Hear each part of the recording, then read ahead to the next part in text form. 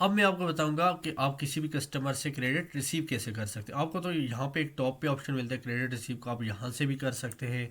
इसके अलावा आप क्रेडिट रिसीव यहाँ से भी कर सकते हैं, या फिर आप ट्रांजेक्शन के सेक्शन में जाकर कस्टमर कैश रिसीव यहाँ से भी कर सकते हैं। यहाँ पे फॉर एग्जांपल आपने लिख लिया जदून ट्रेडर, देन आपने क्या कर दिया, इसमें इससे जो भी अमाउंट लेनी होगी वो आप यहाँ पे डाल देंगे। फॉर एग्जांपल 5,000 रुपये मैं इससे रिसीव करना चाह रहा हूँ।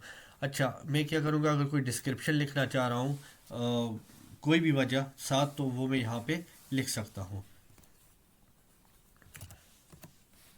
मैं कंट्रोल एस से भी इस बिल को सेव कर सकता हूँ और सेव रिसिप्ट पे भी क्लिक करके सेव कर सकता हूँ।